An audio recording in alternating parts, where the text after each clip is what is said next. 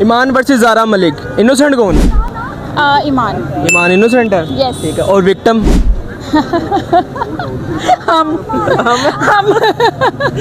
हम सब सब विक्टिम। इन दोनों में से कौन विक्टिम है? आई थिंक ऑब्वियसली ईमान। ईमान। ठीक हो गया। लॉयल कौन है? ऑब्वियसली यार ईमान। ईमान लॉयल है? हाँ। ठीक हो गया। फ्लर्टी कौन है? और ज़ारा मलिक।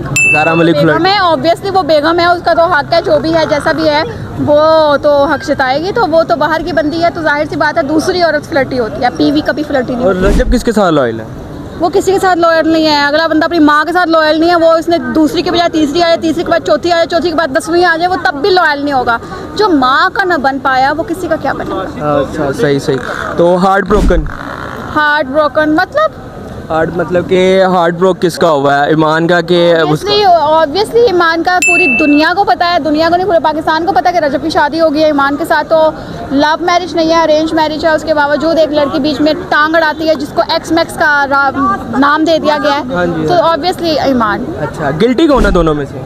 ऑब्वियसली ज़ारा मलिक। ज़ारा मलिक गिल्टी है? ऑब्वियसली। देखने से नहीं लग रहा वैसे। नहीं, अच्छा गिल्टी अगर ईमान से आप कहेंगे तो ईमान इस बात पे गिल्टी होगी कि मैंने शादी क्यों कर ली इस शख्स से। अच्छा। ज़ारा मलिक इस बात पे शायद हो जाए क्योंकि ऑब्वियसली वो लड़की है कि यार किसी का घर नहीं ख़राब करना चाहिए था। ठीक हो गया। पब्लिक सिंपैथी किसके साथ है? ऑब्वियसली ईमान के साथ है यार, हम लोग तो हलाल रिश्ते को ही प्रमोट करते हैं ना, तो हलाल रिश्ता तो ईमान है। दुनिया ने देखा कि ईमान ही है उसकी बेगम, तो हम उसके साथ ही हैं। ठीक हो गया। और पब्लिक हेट किसे कर रही है? ऑब्वियसली ज़ारा मलिक को।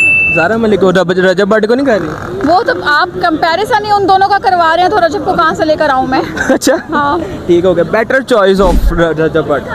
अब मेरे ख्याल से बेटर चॉइस ऑफ रजब भट्ट जो है वो ज़ारा थी, बिकॉज ईमान जैसी शरीफ लड़की, घरेलू लड़की जो है वो ये लोग डिजर्व ही नहीं करते थे। मतलब कि तो रजब के लिए ज़ारा मलिक सही थी, ईमान सही थी, नहीं? दोनों मिलकर छिछोरेपन करते तो ज़्यादा बेहतर था, लोगों ने एंटरटेन भी होना था और यूट्यूब चैनल भी चलता रहना था और वो एडवाइसेस देती, पुल से भागने की जरूरत भी नहीं थी। और जो आजकल इन लोगों की कंट्रोवर्सी चल रही है, इसके बारे में क्या कहना चाहेंगे आप? किसके हक में हैं आप?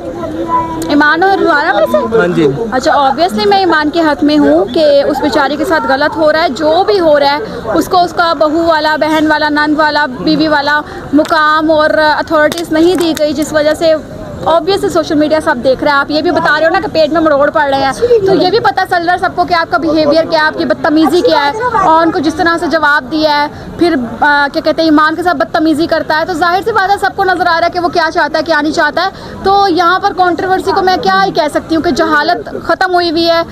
ये फैमिली व्लॉगिंग के नाम पर एक धंधा चल रहा है जो कि रजब ने कमा लिया, पैसा बना लिया और अब बाहर मुल्क से भागा हुआ है। ऑब्वियसली फतवे लगे हुए हैं उसके ऊपर, बट ईमान के साथ ज़्यादती हो रही है।